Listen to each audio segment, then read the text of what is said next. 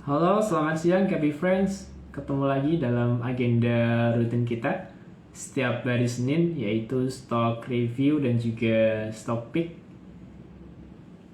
Nah, kita kali ini agendanya yang akan speakernya yaitu dengan Ko Steven, yaitu founder dari Kenso Trader.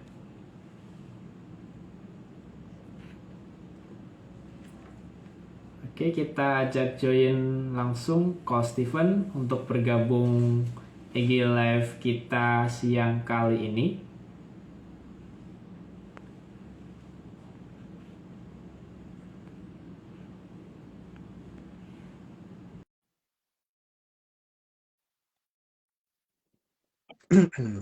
Oke, udah bisa bergabung ya Ko Steven?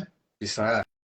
Selamat siang, Mas Nasi. Oke, kita mulai dari awal lagi. Hey KB Friends semuanya, selamat siang. Kita ketemu lagi dalam yang kesekian kalinya. Saya Nasih dari KB Valbury Sekuritas Semarang. Agenda rutin kita dari KB Valbury Sekuritas Semarang setiap hari Senin yaitu stock review dan juga stock pick. Kali ini kita akan berbincang-bincang dengan Ko Steven yaitu founder Kenzo Trader. Selamat siang kok, gimana nih kabarnya? Selamat siang. Baik-baik, Mas Nasi. Cuma IHSG-nya yang nggak baik-baik saja nih ya Nah, hari ini. itu kok mengawali setelah 3 hari libur langsung berdarah-darah gimana ini kok? Nah, itu. Kaget juga apa support-support kuatnya ditembusin ya tadi. Malah sempat kan waktu masih pagi tadi awal masih kejaga di level 7250 tuh, tapi tahu-tahu ini closingan sesi satu turun sampai 7160.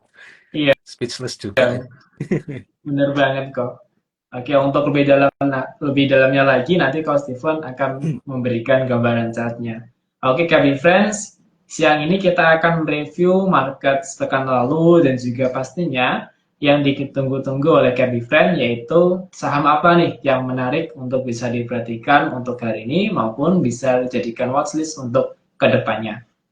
Nah, KB Friends yang ingin memberikan pertanyaan, langsung aja bisa tulis di kolom komentar. Nah, sebelum kami mulai, disclaimer on dulu bahwa semua perbincangan siang ini bukan merupakan rekomendasi baik beli maupun jual, sehingga semua resiko baik untung maupun kerugian menjadi tanggung jawab masing-masing oleh KB Friends semuanya. Nah, selanjutnya kita akan melihat kondisi market selama sepekan ini. Dow Jones selama sepekan ini closing penguatan 0,84%, Nasdaq pelemahan 0,3%, US Dollar Index penguatan 0,05%, CPO pelemahan 1,78%, oil penguatan 3,15%, nikel pelemahan 2,81%, timah pelemahan 1%, gold penguatan 2,6%, coal penguatan 3,37%. Untuk oil sendiri terindikasi ada penguatan karena OPEC sendiri sudah mengurangi kebijakan dalam hal produksi dan juga Rusia sampai sekarang infrastruktur energinya masih jadi target penyerangan dan dari Amerika sendiri juga memperketat pasokan minyak mentah. Untuk IHSG di saat satu ini closing cukup berdarah di level 7.161 dengan penurunan poin sebesar 127,3 dengan persentase minus sebesar 1,75%. Untuk value transaksi di sesi satu ini sebesar 5,463 triliun dan minggu ini asing mencatatkan net sell yang cukup gede yaitu 2,85 triliun. Untuk top gainers selama seminggu ini dipimpin oleh saham unik KF, WLTJ, dan untuk top loser dipimpin oleh PTMP, GAA, dan juga TOSK. Untuk net foreign buy seminggu ini dipimpin oleh saham AMRT, BBRI, Goto, dan untuk net foreign sell dipimpin oleh TLKM, BBCA, dan BMRI. Untuk sesi satu ini saham yang mengalami penguatan cukup sedikit hanya 138, sedangkan yang mengalami penurunan cukup banyak yaitu 472 emiten, sedangkan yang tidak mengalami perubahan tetap penurunan maupun kenaikan yaitu sebanyak 164 emiten. Nah, untuk awal ini, Ko Steven silakan kok bisa memberikan gambaran teknikal HSG kok. Oke, sebentar ya.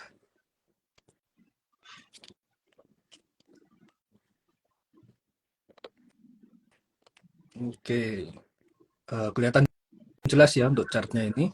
Iya kok, jelas banget kok. Oke, jadi sebelumnya kita lihat kalau di ISG ini sendiri ada indikasi bearish divergence ya, di mana kemarin waktu mencoba all time high baru tetapi tidak bisa bertahan di level 7.370 sampai 7.400 di sini, sehingga dari MACD-nya sendiri di sini mengalami dead cross. Jadi untuk price-nya membuat higher high tetapi secara osilator membuat lower high. Jadi di sini ada perbedaan atau divergence itu sendiri. Nah, makanya tadi pertama kita punya target turunan untuk dari sisi IHSG ini di level 7.200 sampai 7.250, tetapi ternyata langsung tertembus begitu saja. Padahal kemarin Kamis kita sempat eh, melihat ada rebound ya di sini meskipun hanya doji kecil, tapi hari ini mengalami penurunan yang cukup signifikan dan level berikutnya yang akan diuji yaitu di level 7.100 sampai 7.135. Jadi kalau di sini masih belum mampu bertahan, maka kita harus memperbanyak cash lagi karena ada kemungkinan untuk support terdekatnya di area 7.000 di MA 200 ini di 7.000-an.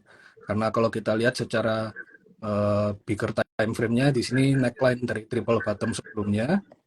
Jadi kalau eh, tidak berhasil bertahan di 7.100, maka lebih baik wait and see dan memperbanyak cash lagi. Karena pergerakan penurunan ini juga didukung dari big bank kita yang menopang IHSG. Mereka setelah membagi dividen dan mereka juga menunjukkan tanda pelemahan semuanya yang sekarang berada di support kuat. Nah, kalau itu dijebol juga supportnya, jadi IHSG pasti ikut terseret dari penurunan tersebut. Begitu teman-teman. Iya kok, ISG di awal hari Senin ini cukup memberikan shock ya kok, karena dikira ada perlawanan setelah 3 hari beruntun ISG kita closing merah dan hari ini malah berlanjut lebih dalam ya kok. Betul sekali, karena kan kemarin kita melihat kayak ada rejection kan dari support kuatnya yang 7250 itu. Ya kita berharapnya kan itu emang support kuat, jadi memang seminggu sebelum Lebaran mungkin kalau bisa habis dulu atau seenggaknya bertahan lah, jadi masih ada aroma yang enak gitu dari ISG. Tapi kenyataannya malah jadi turun. Kemungkinan orang-orang kan mau tarik dana ya, karena kan libur panjang nih, Lebaran 10 hari ya kalau nggak salah ya, dari Sabtu Betul. ini sampai Senin depan ya, Senin 2 minggu lagi. Jadi Iya kok. kemungkinan penyebabnya di situ sih. Iya, dan ISG juga di hari kemarin itu ada perlawanan ya kok di MA 60 dan kemungkinan Mm. juga kalau ISG turunnya cukup dalam ya kemungkinan juga bisa achieve MA 200 ya kok. Ya, itu anggapannya jadi kayak support pertahanan terakhir kita. Kalau memang Iya ISG kok. pertahankan fase uptrendnya ini, begitu. Ya. Dan tadi kok udah disebutkan yaitu saham-saham movers di ISG kita yaitu sektor finance perbankan katalis positifnya bisa dikatakan udah mengecil ya Hmm, kok bahkan udah hmm. kosong ya kok seperti pembagian dividen udah hampir merata kira-kira yang jadi mover ISG apakah ada nanti turnaround ke sektor mana gitu kok. Kalau movers ISG masih tetap di big banks ya. Kalau enggak ya dari sahamnya Pak Prayogo itu yang bisa kemungkinan untuk menahan dari pergerakan ISG itu sendiri. Tetapi kalau misalnya kita melihat sentimen positif terkait ISG ini sendiri, kita hanya berharap kalau suku bunga dari Bank Indonesia ini mulai mengalami penurunan. Jadi dari situ anggapannya kan orang-orang sudah mulai ekonominya pulih tuh, jadi mulai di-spend lagi uang-uangnya. Kalau sekarang sih masih seret ya anggapannya liquidity-nya karena inflasi juga naik, suku bunga tertahan di level segini terus, jadi mungkin dari situ yang juga menyebabkan IHSG-nya ini masih sideways, belum kemana-mana. Begitu, Mas Oke, Nasi. oke, selanjutnya kita akan melihat sekilas info market. Oke, untuk Indonesia sendiri, data inflasinya secara year on year di bulan Maret kemarin yaitu mengalami kenaikan sebesar 3,05%, sedangkan di bulan Februari kemarin yaitu inflasinya sebesar 2,75%. Untuk selanjutnya RUPS dari Senin ini di tanggal 1 April ada RUPS ADI, ARKO, BNI, HAIS, KRAS. Tanggal 2 April ada RUPS BCBR, CNMA, HDIT. Tanggal 3 ada RUPS BNGA, BNLI, JAPFA, LTPF, MDRN, dan juga SIDO. Tanggal 4 ada RUPS Avia, dan tanggal 5 yaitu ada RUPS Jati dan PMMP. Untuk KB Friends yang dividen hunter, hari ini ada Komdep saham BTPN sebesar Rp44,3. Dan tanggal 2 ada Komdep saham BDMN sebesar Rp125,4. Dan hari ini ada listing yaitu saham Arya, yaitu PT Dunia Virtual Online, yaitu emiten yang bergerak di penyedia solusi data center dengan target IPO maksimal 68,81 miliar. Dan sesi satu ini turnover-nya udah cukup gede, yaitu 76,1 miliar. Nah, selanjutnya yang ditunggu-tunggu oleh KB Friends, saham apa yang akan dijadikan rekomendasi oleh Coach Steven? Langsung aja, silakan Coach Steven. Oke, izin switch lagi ya. Oke, sebelum kita masuk ke sahamnya, kita review dulu. Seperti biasanya, kita kan sangat bullish dengan indeks oil ya. Jadi, kalau teman-teman yang mungkin terlewat dari live sebelumnya, oil ini masalah dari supply-nya, di mana demand-nya juga masih banyak. Seperti yang kita tahu tadi sempat disebut oleh Mas Nasih, kalau OPEC masih terus mengkat produksinya, lalu Rusia juga refinery-nya juga diserang terus dari kondisi geopolitik.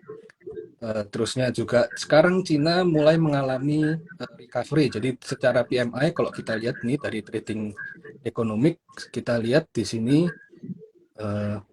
ini China PMI-nya ini mengalami kenaikan. Jadi di sini kita bisa melihat kalau manufaktur dari Cina mulai mengalami perbaikan di sini. Jadi kita berharap kalau dari manufakturnya mulai meningkat, jadi demand dari Cina pun mulai pulih. Nah, itu merupakan salah satu katalis positif ke depannya kalau memang Cina ekonominya mulai pulih. Nah, itu Indonesia pasti kena efek positifnya juga karena dari Cina kan demand untuk besi bajanya itu yang paling besar, di mana kita juga paling utama untuk market besi baja kita ekspornya ke arah Cina. Jadi di situ bisa jadi katalis positif untuk IHSG ke depan selama kita libur lebaran ini. Kalau kita kan jadi libur 10 hari, nah semoga itu memang benar Cina mulai pulih.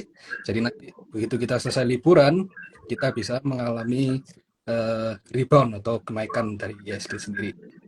Oke, untuk emiten pertama yang perlu kita pantau ada Medco.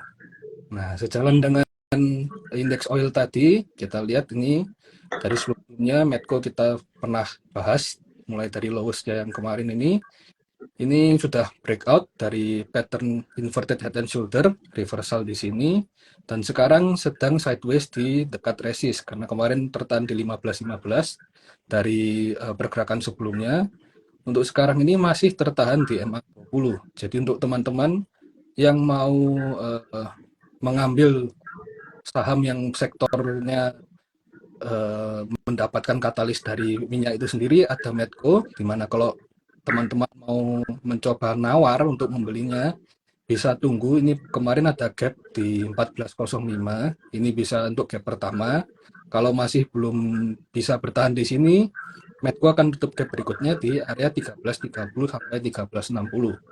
Jadi untuk view-nya ini memang masih agak panjang ya, karena kita melihat secara makroekonomi secara global. Jadi kemungkinan ini akan menguji sampai ke 1.700 atau last ATH-nya dia all time high.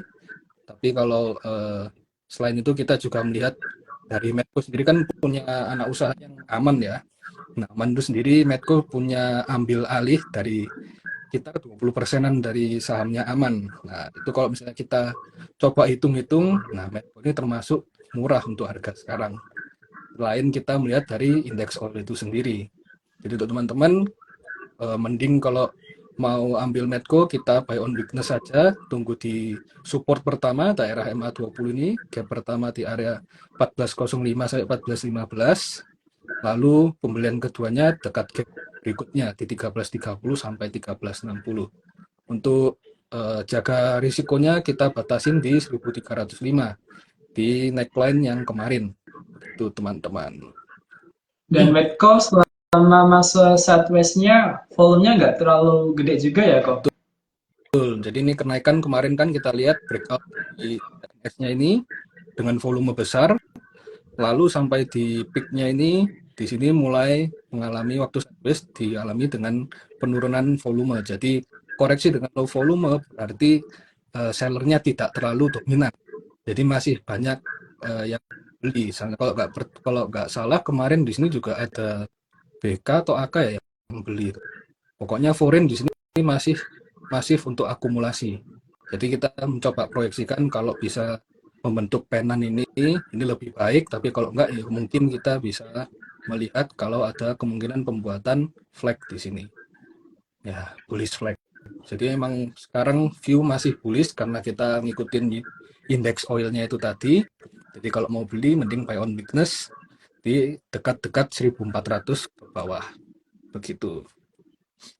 Dan tidak berarti juga itu ya kok apa policy dari OPEC terus mengurangi produksi dan juga kilang energi di Rusia terus diserang dan Amerika Serikat pengetatannya semakin diperketat dalam minyaknya, kemungkinan dari Medco bisa tembus all time high-nya ya kok. Iya, kemungkinan besar bisa tembus all time high karena kita melihat demand dari global yang masih belum menurun, yang harapannya kan mulai menurun dari COVID kemarin, tetapi ternyata demand-nya masih sama. Meskipun Amerika sendiri sudah meningkatkan kapasitas produksinya sampai kapasitasnya yang all time high juga, tetapi masih belum bisa menampung demand yang ada itu. Jadi supply-nya sangat-sangat ketat, begitu. Oke Ya, kok. Siap apa nih kok? kita lihat saham Pani. Pani. Oke. Pani sayangnya hari ini dia koreksi ya. Kalau tadi masih ketahan 5.450 ini lebih bagus lagi karena di neckline double bottom. Tetapi meskipun sekarang masih tidak masalah untuk buy tadi sempat tutup gap di sini 5325. Kalau coba saya zoom dikit.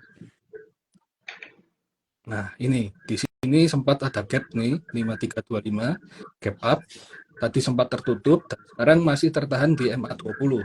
Jadi untuk area buy-nya yang aman ya, di sekitar 5.400 ini sampai 5.200 karena kemarin 5.100-nya ini termasuk cukup kuat dijaga di sini diuji 1, 2, 3, 4, 5, 6, 7, 8 kali dan tidak tertembus ke bawah.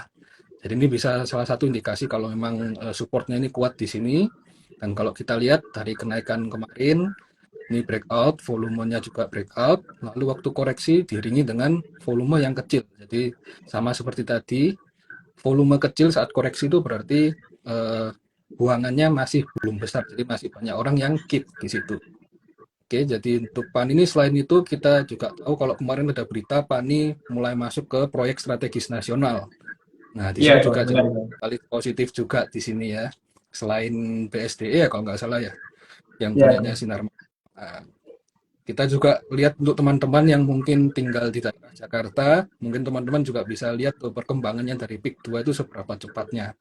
Dan ini kalau nggak salah katanya nanti bakalan ada red issue lagi di PAN ini. Cuma disclaimer on ya, teman-teman bisa cari sendiri, do your own research. Nah, kita cuma memberikan insight dari yang kita tahu.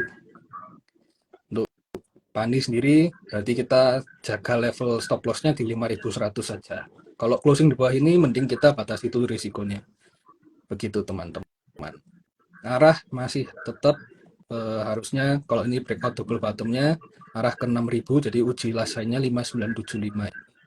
Begitu untuk Pani. Dan Pani kemarin ketika rack issue strike price-nya di harga 5.000 ya Iya, kok. Secara nggak langsung banyak big fund atau yang punya dana gede melakukan penebusan di level 5.000 ya kok. betul sekali. Itu dia kan red issue kalau nggak salah kemarin ini kan ini. Nah, jadi kan kemarin habis keluar berita kalau memang red issue di harga 1.000, dia langsung naik sekitar 25% arah ini ya. Lalu besoknya dibanting. Makanya kemarin Januari Januari atau Februari ya sempat saya sebutkan juga kan Pani ini masih di bawah 5.000 berarti murah karena kita anggapannya kemarin yang subscribe right issue-nya di 5.000 kan masih floating loss tuh. Nah, kita dapat harga di bawah right issue. Kita nggak perlu tebus rate-nya kemarin tapi kita bisa dapat harga yang lebih murah. Begitu. Dan perlu ketahui juga Cappy Friends, tadi udah disebutin oleh Coach Steven bahwa Pani masuk PSN dan nilai proyeknya cukup tinggi, 50 triliun lebih kalau nggak salah. Dan Pani ini dijadikan PSN dengan tujuan yaitu membangun kawasan Eco City dan juga green area. Nah, itu kan secara nggak langsung nanti banyak peminatnya ya, kok. Betul. Karena kan kita concern sekarang juga ke lingkungan juga ya. Jadi Iya. green itu jadi salah satu prioritas terutama di Jakarta. Begitu. 65 triliun kalau nggak salah Mas Nasi untuk Oh, gede banget ya, kok. uh, itu Tapi lebih gedean itu ya kok potensi korupsi timah ya kok. potensi kerugiannya. Oke. Iya kok. Nah, oke, next kita lanjut ya. Nah, tadi habis disebut ada timah. Nah, kita juga lihat ke timah ini, TINS. Nah, TINS ini sendiri pergerakannya menarik karena kemarin mulai naik dari fase sideways-nya di bawah ini dan naiknya dengan volume yang sangat besar ini. Ini nggak pernah dulu sebelumnya segini. Mungkin terakhir waktu zaman COVID tuh ya, yang trio TINS Antam Inco itu yang lagi booming. Nah, tapi ini sekarang mulai naik ini karena mungkin tikus-tikusnya di TINS itu yang korupsi itu sudah mulai ditangkapin ya. Jadi fun-fun dan juga mayoritas orang ekspektasi kalau ada turnaround story di sini. Karena kan kemarin dengan adanya tikus-tikus itu jadi korupsinya dari income-nya TIN sendiri jadi kecil. Sekarang harapannya income-nya bisa naik. Mengiringi dari TINS-nya sendiri kan harganya sudah cukup tinggi karena kita tahu demand timah ini untuk chip-chip itu kan juga pasti membutuhkan timah ya. Selain copper sebagai tembaga sebagai bahan utamanya, untuk soldernya kan kita juga butuh timah. Nah, itu yang membuat harga timah dunia itu juga naik.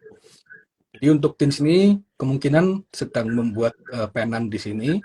Dan kalau kita lihat sekarang secara Fibonacci, sekarang sudah berada di area Fibonacci 0,5 tertahan di sini. Jadi teman-teman yang mau coba collect bisa batasi risiko di 750 atau kalau mau lebih range yang lebih panjang lagi di sekitar 730 di sini.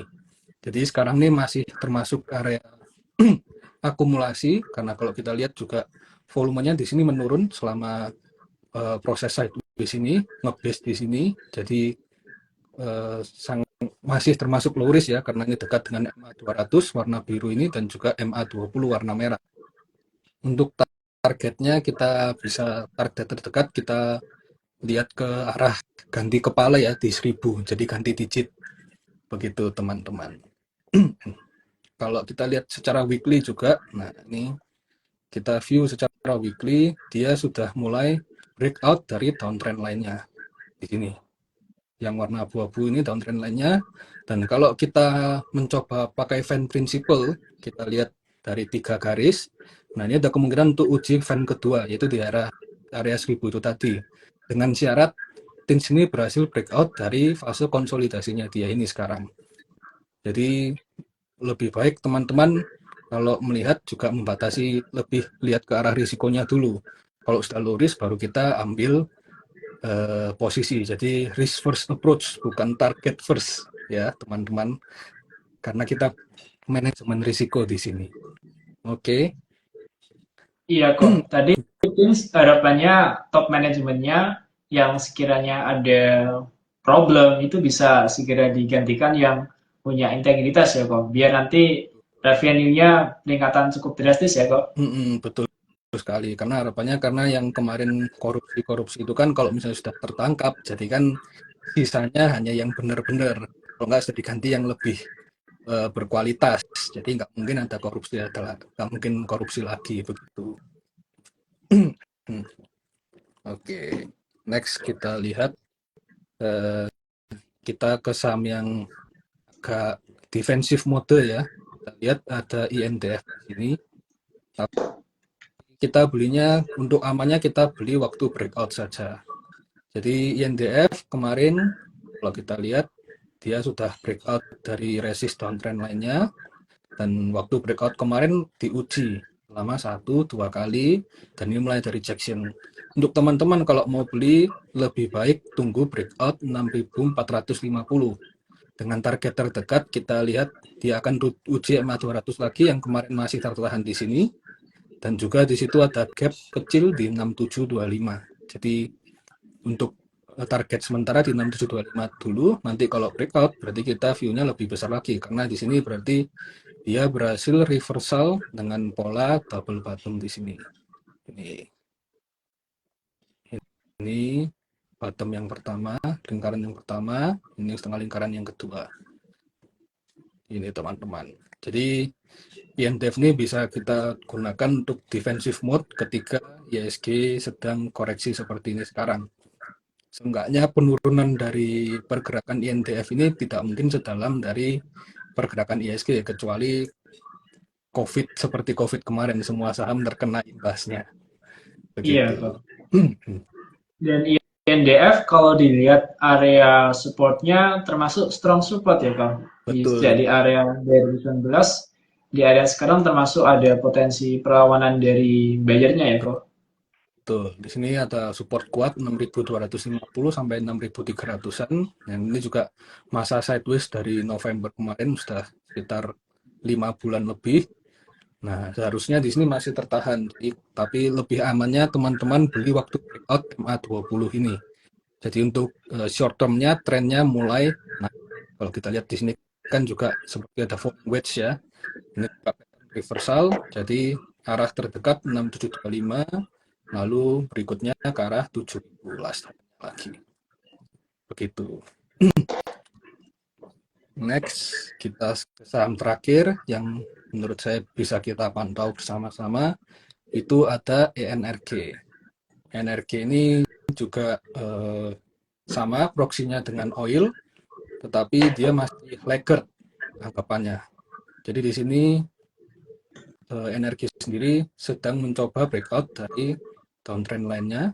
Kalau kita lihat, nah, sementara kemarin masih tertahan, tapi di sini mulai menariknya karena kemarin waktu breakout dengan high volume, lalu koreksi di sini juga low volume seperti tadi. Dan kalau masih terjaga tidak membuat lower low, ini merupakan pergerakan yang bagus. Karena kita juga lihat secara Fibonacci ini sedang menguji di area Fibonacci 0,6 sampai 0,3. Jadi ini merupakan area baik kalau kita mau coba akumulasi dari energi ini sendiri. Batasi risiko kalau pergerakan energi tidak bisa bertahan di atas 208 ini ya teman-teman. Tapi kalau dia berhasil breakout dari MA 200 atau juga resist yang 232 ini, ada potensi penguatan sampai 250 dan di situ akan membuka peluang lagi untuk reversal lebih naik lagi, lebih tinggi karena berhasil breakout dari downtrend lainnya kemarin. Jadi untuk area buy 210 sampai 220, di situ teman-teman bisa akumulasi dan batasi risiko kalau tidak kuat di 208. Begitu. Oke, kok. Oke, kok kembali lagi ke tadi kok yang IHSG penurunan cukup tajam. Kira-kira yang sidang MK itu mau pengaruhi nggak kok? Sidang MK terkait timah itu. Gugatan Oh, pemilu bukan. ini kok. Harusnya sih itu kan tiap kali pemilu ya selalu ada isu-isu seperti itu. Kalau pengaruh atau enggaknya tidak bisa dibilang secara pasti, tetapi untuk sekarang kita masih memang belum menemukan katalis positif sih untuk IHSG. Karena sejak Desember kemarin kan balance kita juga menurun terus. Ini kita lihat di sini di trading economics kita lihat. Nah, dari Desember sampai kemarin kita mengalami trade balance-nya penurunan. Ekspor sendiri juga mengalami penurunan di sini. Jadi ini yang menyebabkan IHSG turun dan juga karena itu rupiah melemah karena ekspornya kita kan menurun tuh. Jadi cadangan devisa kita atau foreign reserves kita, terutama untuk US dollar, juga berkurang. Karena kita lebih banyak di importnya daripada ekspornya. Begitu. Oke kok. Oh iya kok. Tanggal 25 Maret kemarin kan bursa ada kebijakan baru nih kok, yaitu full call action yang udah diterapkan. Nah itu Oke. menurut Ko Steven gimana kok dampak ke investor, trader gitu gimana kok? Eh, kita langsung lihat secara real ya di market ya. Kalau Iya kok. sejak adanya full call auction kemarin kan bursa kita jadi lebih sepi itu. Karena kan sekitar 220 atau 200 berapa belas saham itu emiten itu kan masuk ke pemantauan papan pemantauan khusus atau PPK itu sendiri. Jadi mau nggak mau ikut full call auction yang mana itu cuma bisa diperdagangkan 5 sesi, jadi jam 9 sampai 10, 10, 11, dan juga berikut-berikutnya, setiap 1 jam. Yang mana kita juga jadi buta ya di situ, nggak ngerti. Seperti waktu kita closing biasanya, kalau teman-teman yang sering memperhatikan market, kalau kita closing akhir sesi 2 kan, itu ada IEP, IEV. Nah itu seperti itulah sistemnya untuk full call auction ini. Memang tujuannya bagus untuk bursa sendiri mencoba itu supaya kita para retail atau investor pribadi ini tidak membeli saham yang asal-asalan. Jadi kita lebih memperhatikan saham yang berfundamental yang bagus. Tetapi ada juga saham yang fundamental bagus ikut masuk di full call auction. Contohnya ada ADES, lalu juga Oh Toto. ada Nah, kok. membagikan dividen juga itu.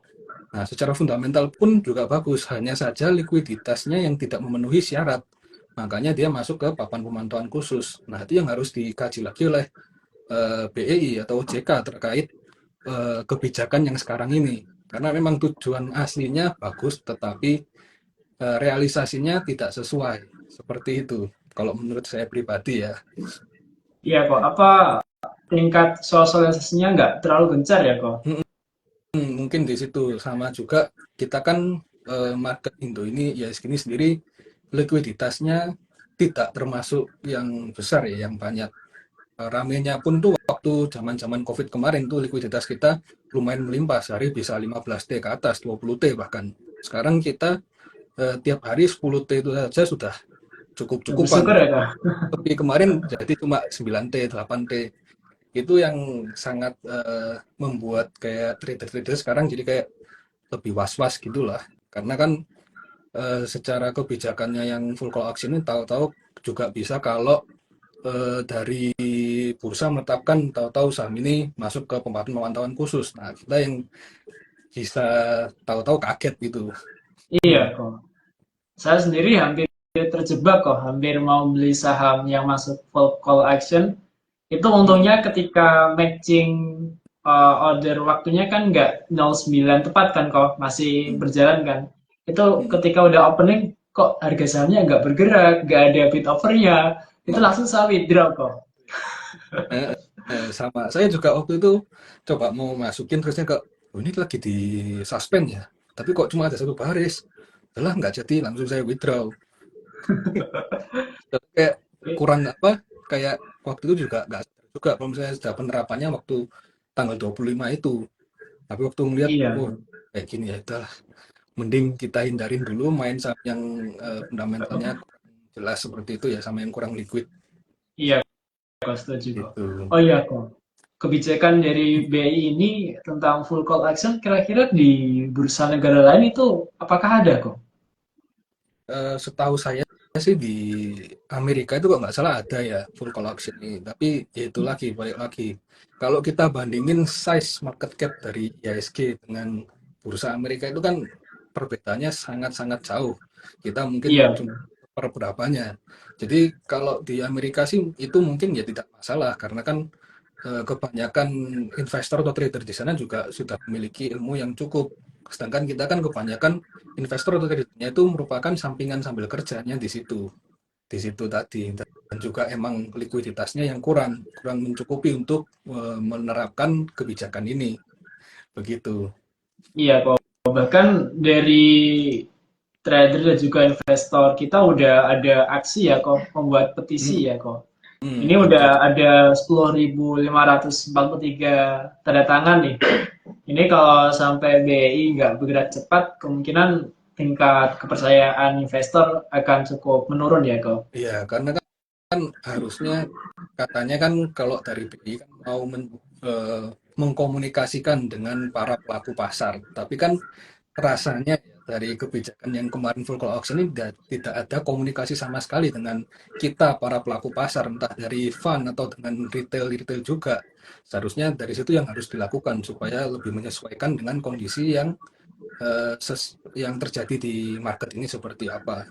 Begitu. Oke, kok. Ini lanjut ke pertanyaan ya, kok. Ini ada pertanyaan nih, kok. Saham BRIS gimana nih, kok?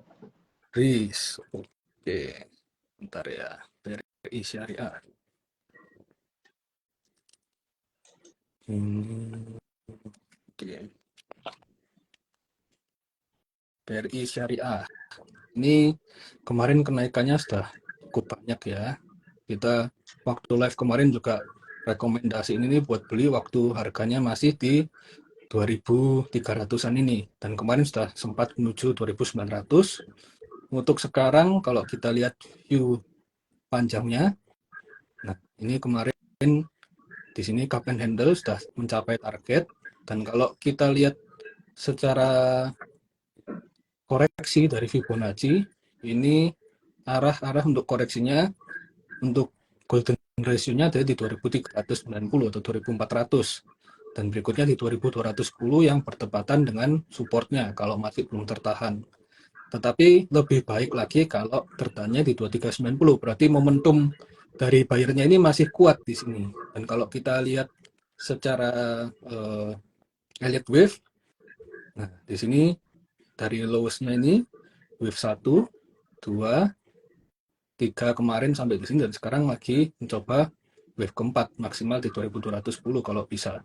Dan berikutnya akan lanjutkan kenaikan lagi. Tapi teman-teman ingat ya, ini pergerakannya nggak mungkin secepat itu karena ini juga BRI kan termasuk saham yang cukup besar ya untuk market cap-nya. Jadi untuk sekarang risk kalau mau manfaatkan buy on weakness lebih baik di dekat-dekat area 2.390, jadi sekitar 2.400-an ini. 2.500 ke bawah sampai 2.370 ini masih boleh lah. Jadi ke daerah support sini untuk teman-teman. Oke, Nah, kok. Ini harapannya dari BRIS-nya bisa ke wave 4, setelah itu bisa lanjut ke wave 5 dengan kenaikan cukup lumayan ya, kok. iya betul. Jadi untuk wave 4 ini ya mungkin kita memanfaatkan ketika dia uji support, kita buy on weakness, lalu setelah rebound kita sell on strength seperti itu. Lalu nanti kalau sudah jelas untuk fase koreksinya di wave keempat ini, baru kita coba untuk keep dan swing lebih lama lagi. Tapi selama ini masih belum konfirmasi dari base wave 4-nya, kita mending cuan kus ya, cuan bungkus. Jadi kita buy on support, lalu sell on strike seperti itu.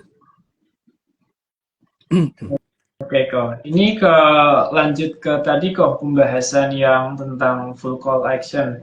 Nah, ini kan FCA-nya kan cukup terasa ya kok dalam pergerakan indeks kita seperti running trend udah ramainya udah cukup berkurang. Nah, Mm, kira-kira dari BI sendiri udah ada mau penerapan short selling yang dimana dalam persyaratannya udah mau dikurangi. Kira-kira dapat menggairahkan kembali nggak kok nih market? uh, short sell ya, itu sendiri juga membutuhkan likuiditas yang besar. Karena kan kalau misal dari short sell itu sendiri, kalau misalnya ada dana yang besar untuk nge-short, nah itu yang bisa mempengaruhi pergerakan dari chart itu sendiri. Kecuali untuk saham apa untuk pergerakan dari short sell itu sendiri ada market futures. Nah, seperti kalau teman-teman tahu atau Mas Nasi juga tahu ada di cryptocurrency. Nah, itu kan dia ada saham futures apa market futures sendiri. Nah, itu tapi meskipun begitu itu tetap mempengaruhi dari pergerakan yang market normalnya. Baru futuresnya ikut di situ kalau teman-teman mau ambil leverage bisa di situ. Kalau misalnya tetap di satu tempat, jadi kita cuma tickernya sama, misal contoh ini BRIS kita mau short selling, Nah, itu yang kalau misalnya orang yang memiliki dana besar itu bisa mempermainkan harganya di situ. Karena kita mengingat market cap kita yang juga likuiditasnya masih kecil di situ tadi. Iya kok. Dan short selling tadi ya kok benar untuk kesempatan dimainkan yang punya dana gede cukup gede. Bahkan di Shanghai sendiri pernah melarang kebijakan short selling ketika ada strong bearish. Nah, kemungkinan kalau nanti di negara kita ada short sellingnya emang dilakukan, diimplementasikan itu cukup berpeluang ya kok. Maksudnya trader yang sering boncos atau apa bisa peluang dapat cuan ya kok. Untung apa bagusnya di situ, jadi kita bisa mendapatkan keuntungan dari kenaikan dan juga dari penurunan pergerakan dari sahamnya itu sendiri. Cuma itu tadi, kalau misalnya kita nggak bijak di situ, malah kita jadi rugi di dua posisi itu tadi. Makanya Iya harus kok. eh, pemaparan ke arah retail dan juga kita perlu harus lebih dimatangkan lagi. Jangan sampai jadi kayak full call auction ini kemarin, belum sampai sejelas itu, tahu-tahu kita jadi panik kan nggak bisa diperdagangkan karena cuma kelihatan satu baris saja untuk bid over dari best buy dan juga best sell-nya itu sendiri. Iya kok. Begitu. Dan ini nanti katanya bulan April ada perombakan LQ45 ya kok. Iya, Dan cleansing. seperti ya kok PTMP ya kok kemungkinan akan masih tetap di LQ45 atau dikeluarkan nih kok. Kalau melihat pergerakannya seperti itu kemarin sih bisa jadi dikeluarkan ya, tetapi kan saya pribadi nggak tahu cara eh, untuk penggolongan saham ini masuk ke LQ45 dan gimana, karena kan kemarin sendiri juga kaget ini saham baru IPO kok sudah bisa masuk ke LQ45 dan pergerakannya Iya kan kok. tidak seperti saham-saham LQ45 yang lainnya, sangat fluktuatif seperti itu. Iya kok setuju kok. Harapannya variabel-variabel yang saham yang dimasukin ke khususnya LQ45 bisa lebih objektif ya kok. Mm-mm. Dan pastinya juga memperhatikan dari segi likuiditas dan juga fundamentalnya ya kok. Masa Ya, saham yang baru IPO udah masuk LQ45 ya kok. nah, memang selain itu memang yang harus diperbaiki dari BI itu juga selain kriteria untuk masukkan 45 juga kriteria untuk saham-saham yang IPO. Nah, di situ Iya yang kok harus setuju diperbaiki, kok. bukan jumlah saham yang IPO yang jadikan target, tetapi kualitas dari saham yang IPO. Jangan sampai kita membeli perusahaan yang ownernya berusaha untuk mencari exit liquidity. Jadi setelah IPO langsung ditinggalkan. Itu yang merugikan kita para investor di sini.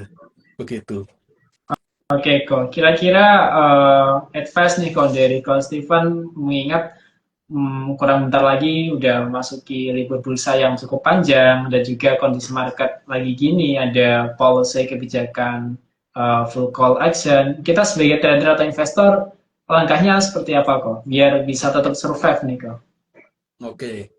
Eh, Seperti pada umumnya, kalau kita mau invest di suatu instrumen, kita harus mengerti seperti apa instrumen yang kita mau investasikan. Jadi kalau kita mau invest di saham atau trading itu sendiri, kita harus mengerti kriteria atau karakteristik dari saham ini seperti apa. Setidaknya fundamental itu bisa dijadikan conviction kita atau keyakinan kita untuk keep barang tersebut. Selain dari teknikalnya kita untuk mencari titik entry dan exit, dan juga untuk melihat apakah pergerakannya masih aman atau tidak. Dan karena ini juga menjelang libur Lebaran yang cukup panjang, biasanya dari pengalaman saya kalau habis libur Lebaran yang libur panjang, karena kan kita ada delay itu dari sisi berita-berita dan juga sentimen dari makro yang kita tidak mengikuti. Jadi di situ ada potensi goncangan ketika kita buka kembali setelah libur panjang.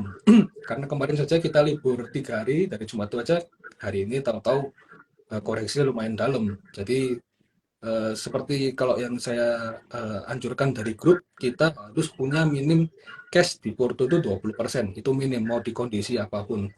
Jadi kalau misalnya ini sekarang kondisi marketnya lagi kurang baik, apalagi mau libur yang cukup panjang, kalau bisa sih lebih banyak lagi, atau enggak 40% atau sampai 50%. Jadi tidak perlu terlalu agresif, kita bisa pegang cash dulu karena ISG sekarang tone-nya masih bearish ke sideways, dan juga kita lihat dari big banks atau movernya kita juga mulai menunjukkan pelemahan. Jadi lebih baik kita stay on cash dulu, dan kalau mau pegang saham-saham yang tadi cukup defensif, pergerakannya tidak terlalu fluktuatif, yang makronya masih mendukung seperti Medco tadi secara US oil-nya, index oil, atau dari properti yang masih sideways saja, belum perform dari kemarin-kemarin, seperti itu. Oke, kalau setuju banget. Harapannya teman-teman dari KB Friends semuanya udah prepare nih untuk skenario terburuknya. Oke. Nah, selanjutnya kata bijak nih. Berinvestasi adalah mengikuti aliran, bukan melawan arus. Beradaptasi dengan perubahan pasar adalah kunci untuk menemukan peluang yang menguntungkan. Dari William. Oke, selanjutnya KB Friends yang belum sempat join, jangan khawatir. Nanti kita akan upload ulang di YouTube dan juga di IG kami. Saya Nasi dari KB Valberi Sekitar Semarang dan juga Coach Steven. Mohon maaf apabila ada kekurangan. Dan selamat siang semuanya KB Friends. Terima kasih. Ya, Selamat siang kok. thank you Mas Nasi. Ya, thank you kok.